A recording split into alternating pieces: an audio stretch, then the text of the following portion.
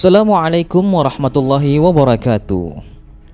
Al-Quran sebagai kitab suci umat Islam tidak hanya menjadi pedoman dalam melakukan berbagai hal dalam kehidupan seperti beribadah, berperilaku, dan berakhlak, tetapi ada juga cerita tentang Nabi dan Rasul serta kaum-kaum terdahulu.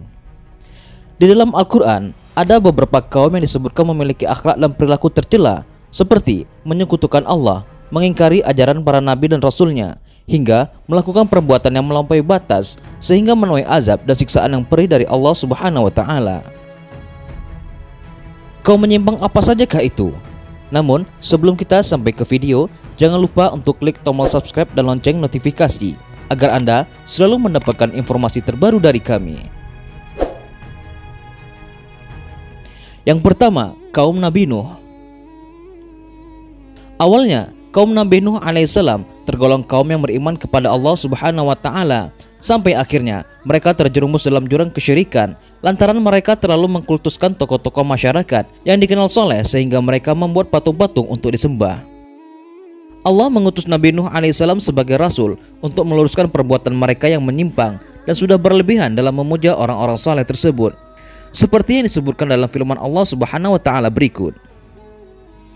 Dan mereka berkata, "Jangan sekali-sekali kamu meninggalkan penyembahan Tuhan-Tuhan kamu, dan jangan pula kamu sekali-sekali meninggalkan penyembahan Wat, dan jangan pula Suwa, Yagus, Ya'uq, dan Nas."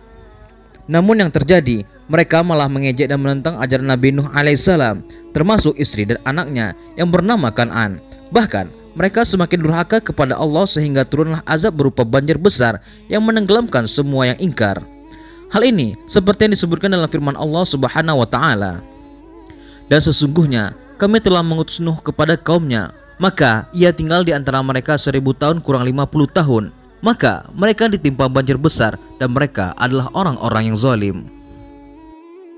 Sedangkan Nabi Nuh alaihissalam dan kaumnya yang beriman, termasuk ketiga anaknya yang bernama Sam, Ham, dan Yafis, diselamatkan oleh Allah Subhanahu wa Ta'ala setelah Nabi Nuh alaihissalam diperintahkan olehnya untuk membuat sebuah bahtera atau kapal, dan setelah kapal itu selesai, mereka naik ke kapal itu beserta sepasang binatang ke dalamnya. Yang kedua, kaum Ad. Kaum Ad adalah kaum yang didakwahi oleh Nabi Hud alaihissalam. Mereka dikenal sebagai kaum yang makmur dan sejahtera karena hasil pertaniannya yang melimpah ruah dan memiliki peradaban yang tinggi. Namun mereka juga dikenal karena mereka tidak menyembah Allah dan justru menyembah patung berhala, sehingga Allah mengutus Nabi Hud alaihissalam untuk menyerukan kebenaran kepada kaum Ad, seperti yang difirmankan oleh Allah Subhanahu wa Ta'ala dalam surat Hud ayat 50. "Dan kepada kaum Ad kami utus saudara mereka Hud. Ia berkata, 'Hai kaumku, sembahlah Allah. Sekali-sekali tidak ada bagimu Tuhan selain Dia. Kamu hanyalah mengada-ngada saja.' Namun yang terjadi justru sebaliknya. Mereka malah semakin menjadi-jadi dan durhaka kepada Allah dan terus-menerus mencela Nabi Hud alaihissalam dan ajarannya, sehingga Allah menurunkan awan hitam yang sempat disangka sebagai pertanda datangnya hujan karena negeri mereka mengalami kekeringan panjang. Namun yang terjadi adalah angin topan dahsyat yang membinasakan semuanya. Kejadian ini seperti yang difirmankan oleh Allah Subhanahu wa Ta'ala dalam surat Al-Haqqah ayat 6-8. Adapun kaum Ad, maka mereka telah dibinasakan dengan angin yang sangat dingin lagi amat kencang, yang Allah menimpakan angin itu kepada mereka selama 7 malam dan 8 hari terus menerus. Maka kamu lihat kaum Ad pada waktu itu mati bergelimpangan seakan-akan mereka tunggul-tunggul pohon kurma yang telah kosong. Maka kamu tidak melihat seorang pun yang tinggal di antara mereka. Yang ketiga, kaum Samud. Nabi Soleh alaihissalam diutus oleh Allah Subhanahu wa Ta'ala untuk berdakwah kepada kaum Samud yang dikenal memiliki keahlian memahat bebatuan dan bukit menjadi rumah dan bangunan. Namun mereka sangat sombong dan suka berfoya-foya. Kemudian Allah menurunkan mukjizat kepada Nabi Soleh berupa seekor unta betina yang keluar dari celah bebatuan. Unta tersebut memberikan manfaat bagi penduduk Samud sehingga ada beberapa yang beriman dan mengikuti ajaran Nabi Soleh alaihissalam. Allah Subhanahu wa Ta'ala berfirman, "Hai kaumku, inilah unta betina dari Allah sebagai mukjizat yang menunjukkan kebenaran untukmu. Sebab itu, biarkanlah dia makan di bumi Allah dan jangan kamu mengganggunya dengan gangguan apapun yang akan menyebabkan kamu ditimpa azab yang dekat." Namun kemudian sebagian besar dari mereka malah semakin mengingkari kebesaran Allah Subhanahu wa taala dan membunuh unta itu, sehingga Allah menurunkan azab berupa wajah mereka berubah menjadi kuning di hari pertama, hari kedua menjadi merah, hari ketiga menjadi hitam, dan di hari keempat turunlah azab Allah yang keras.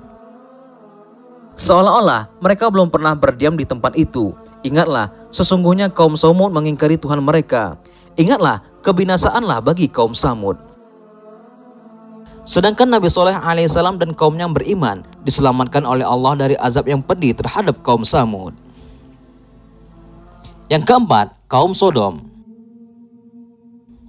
Nabi Lut alaihissalam diutus oleh Allah Subhanahu wa taala kepada kaum Sodom yang sudah melakukan penyimpangan yang sangat parah, bahkan tidak pernah dilakukan oleh kaum sebelumnya, yakni suka melakukan hubungan sesama jenis atau homoseksual. Perbuatan mereka diabadikan oleh Allah Subhanahu wa taala lewat firman-Nya. Mengapa kamu mendatangi jenis lelaki di antara manusia dan kamu tinggalkan istri-istri yang dijadikan oleh Tuhanmu untukmu? Bahkan kamu adalah orang-orang yang melampaui batas. Namun mereka malah tidak mau mendengarkan seruan Nabi Lut untuk meninggalkan perbuatan hina tersebut. Malahan mereka mengasut istri Nabi Lut yang bernama Waliha untuk membocorkan keberadaan dua tamu laki-laki.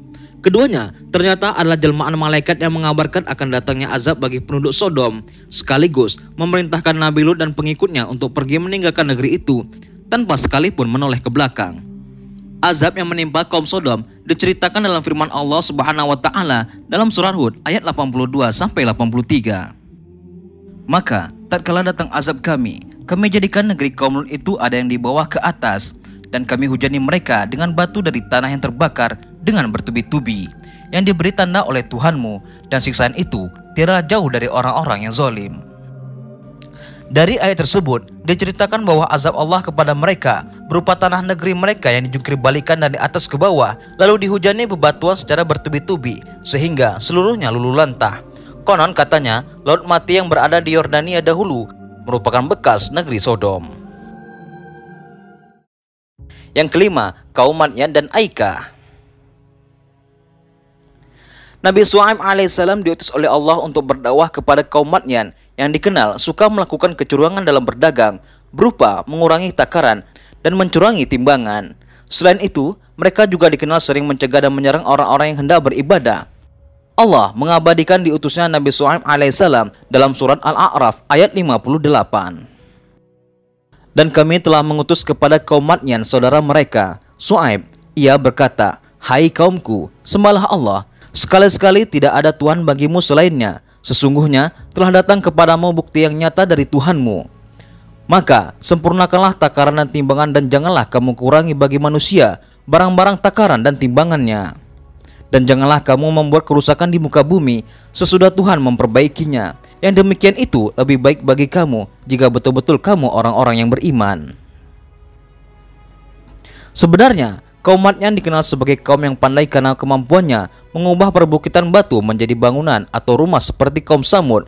Tetapi karena mereka keras kepala dan tidak mau mengikuti ajaran Nabi Shu'aib, mereka ditimpakan azab berupa gempa dahsyat hingga mereka mati di rumah mereka masing-masing, seperti yang difirmankan Allah Subhanahu wa taala dalam surat Al-A'raf ayat 91. Kemudian mereka ditimpa gempa, maka jadilah mereka mayat-mayat yang bergelimpangan di dalam rumah-rumah mereka. Selain kepada kaum Madyan, Nabi Shu'aib juga diutus untuk berdakwah kepada kaum Aikah yang selalu berbuat kesyirikan berupa menyembah pepohonan dan hutan lebat dan sering mendustakan ajaran Nabi Shu'aib, sehingga Allah menurunkan azab berupa awan hitam panas yang sangat menyiksa dan sumur-sumur mereka mengering hingga seluruh penduduk Aikah mati seketika. Allah berfirman dalam surat Kahf ayat 14 tentang kejadian ini. Dan penduduk Aikah serta kaum Tubah semuanya telah mendustakan rasul-rasul, maka sudah semestinya lah mereka mendapatkan hukuman yang sudah diancamkan. Itulah kelima kaum terdahulu yang dibinasakan oleh Allah Subhanahu wa taala karena perbuatannya yang menyimpang dari perintahnya dengan azab yang pedih. Sebenarnya masih banyak lagi kaum-kaum terdahulu yang belum disebutkan.